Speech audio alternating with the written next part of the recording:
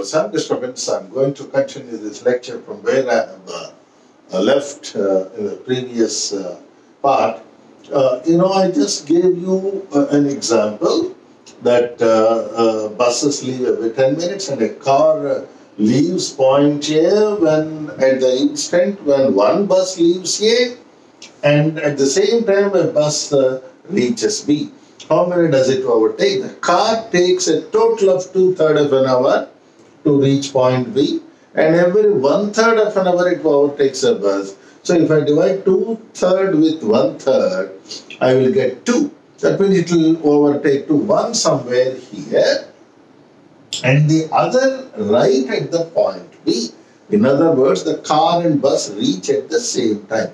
That's what we do not wish to call as overtaking. Therefore, it just overtakes only one bus. I'll give you better data to understand this point in a slightly better manner. For example, let me take the distance here to be 360 kilometers. So that it becomes fairly simple now. I'm sure you can follow that. Let us start with the same data. Again, this is the second problem. My question is, how many buses does it overtake? A question is same as I said. When the bus is about to leave A, car leaves, and at the same time a bus reaches B. Therefore, the first thing, 10 kilometers is the distance that you know very well. Why? Every 10 minutes the bus leaves. So the next bus is about to start.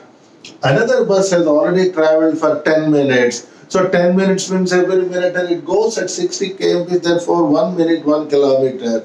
So it goes by 10 kilometers. So same thing, I reproduce that from this point to this point is 10 kilometers. And the relative velocity here is 90 minus 60. SR is 10. So the time is 10 by 30 or 1/3 of an hour. Same problem, therefore you get the same answer for this as well. But the car reaches B in how much of time? 360 kilometers by how much? 90 kilometers per hour. That gives you a total time of 4 hours. So now you can understand the problem much better. Suppose it takes total 4 hours to reach. How many 1/3 of an hours are present in 4 hours? Every 1/3 of an hour, it is overtaking one bus.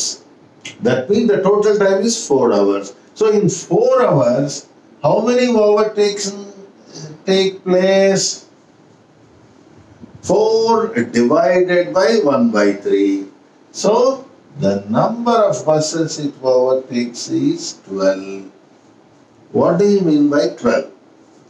Say 1, 2, 3, 4, 5, 6, 7, 8, 9, 10, 11. 12th one reaches B because this is a whole number. What do you mean by a whole number? The car and the bus reach B at the same time, which we cannot call it as overtaking. Therefore, your answer must be 12 minus 1. 11 is the correct answer. I hope this point is clear to you. Whenever you get exact answer here, then you have to subtract 1 because both these vehicles reach the destination at the same time. I hope this point is clear. Now, sometimes what happens is, for example, I'll give you another case. So let the bus move with, say, 60 kilometers say per hour. Now, what I'll do,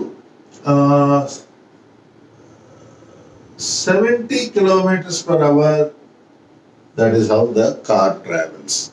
Everything else is same. The distance is 360 kilometers, speed is 60 kilometers per hour, everything is same. So what do I take? What is the relative time between these two? 10 kilometers. So the time taken, time taken for the car to overtake the bus is distance by, what is relative velocity? 70 minus how much? 1 hour. Okay, this is 1 hour. Fine. So in every 1 hour, that will overtake one bus. What is the total time taken by this? 360 kilometers by 70. How much is that? 535, 1 by 7. The total time is this much, or 36 by 7. Now, every 1 hour, it is overtaking one bus. In 36 by 7 hours, how many will it overtake? Divide with 1, that is nothing but 36. So, what do you mean by this? It is now 5 hours and a fraction. See, there is nothing like a fraction overtaking, isn't it? So, every 1 hour means 5 hours it will overtake 5 buses. The rest 1/7 of an hour it doesn't overtake anything, so we ignore. So, whenever you get a fraction here, that whole number alone, when you divide that whole number alone you have to take if you get a fraction. So the number of buses it overtakes is 5. When the answer that you get here is, let us say, 8.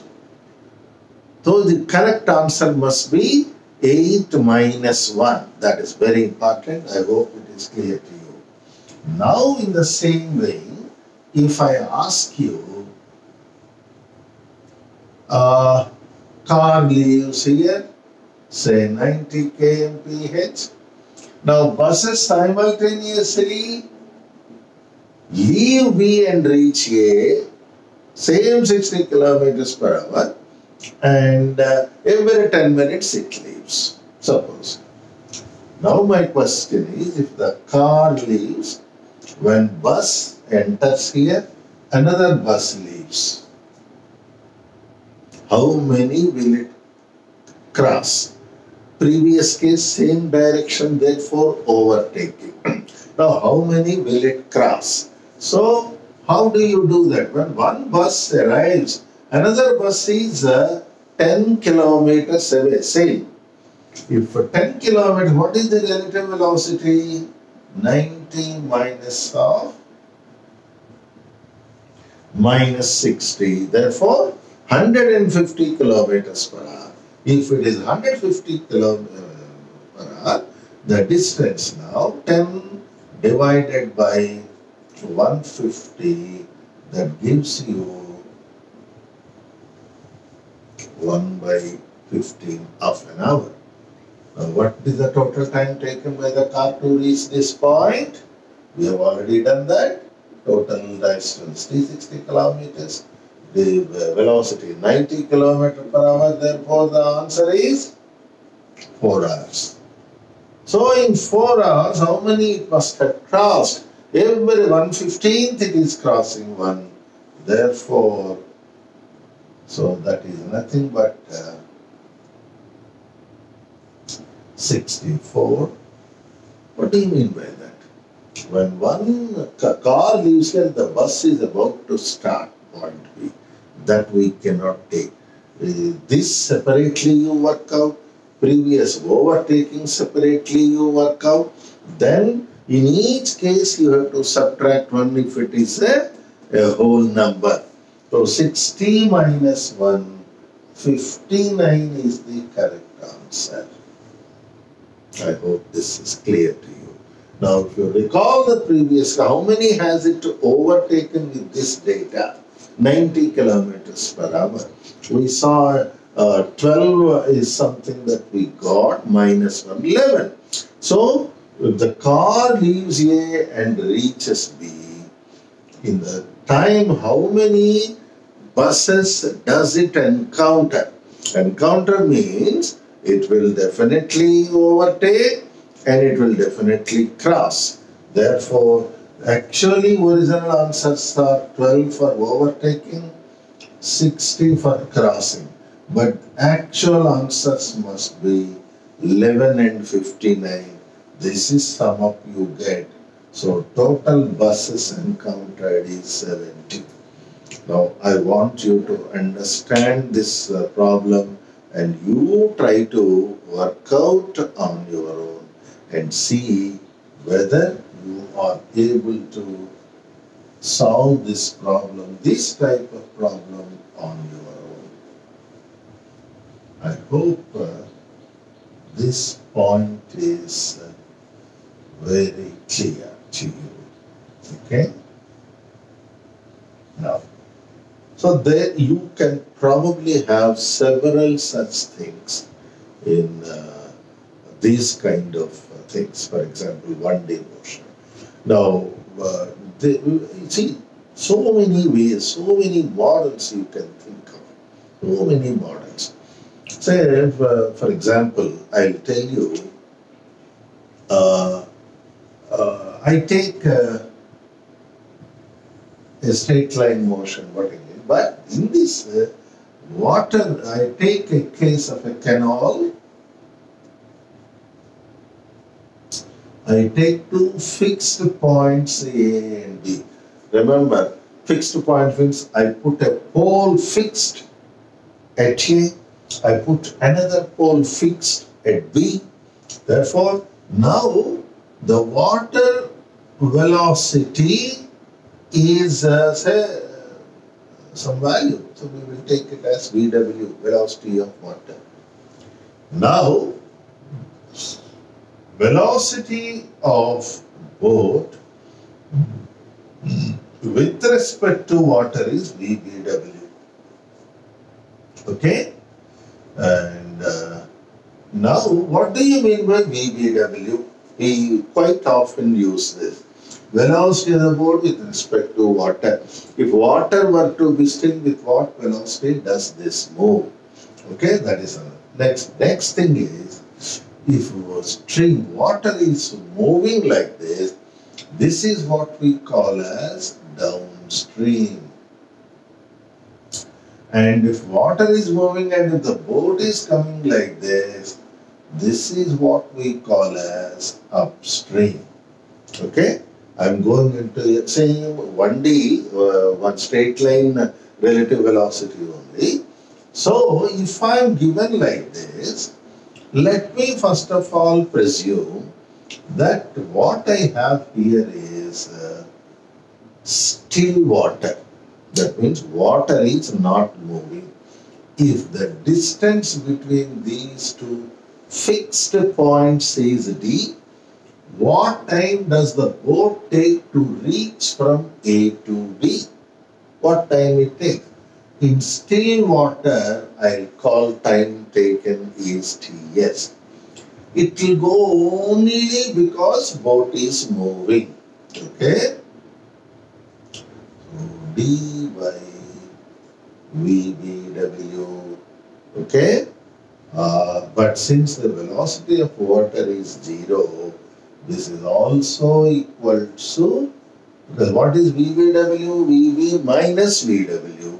In this case, VW is 0. Therefore, still water.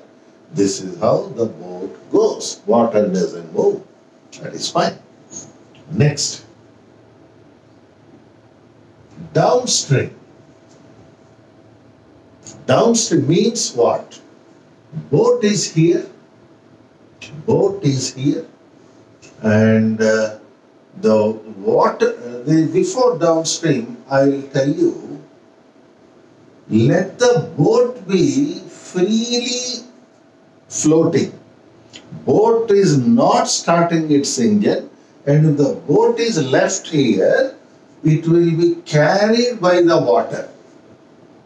That is what we call as floating time. I hope you understand the terminology I am introducing. You don't come across these things in any of the textbooks, so you have to follow my notation here. S for still, F for floating. So if the boat is made to float, what time it takes to reach from A to B? So obviously it will reach only because of velocity of water. Okay? Therefore, I divide with VW because VW is 0. Okay? Now, this is floating time. Next is downstream time. Means water is moving, boat is also moving, both are in the same direction. Now, same direction is what we call as downstream. I want you to be careful here. There is an escalator you come across in many malls. Now, a person is, you can visualize the kind of cases I'm talking about here, even in that escalator. How you say still water. That means escalator is not functioning. How much time you take to go up or go down, that is not the criteria up or down. But escalator is not functioning. So in such cases, the time taken for the person to climb is TS. This is the analogy. What about TF? Floating. That means I stand on the escalator. Escalator is moving. I am not moving relative to escalator. So I keep moving. It will take me there.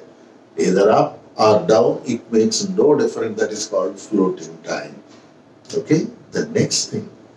When this escalator is moving up, you are also climbing the same escalator. You will reach definitely quicker. That means the velocity with respect to ground is much more. What is the effective velocity? VBW plus VB.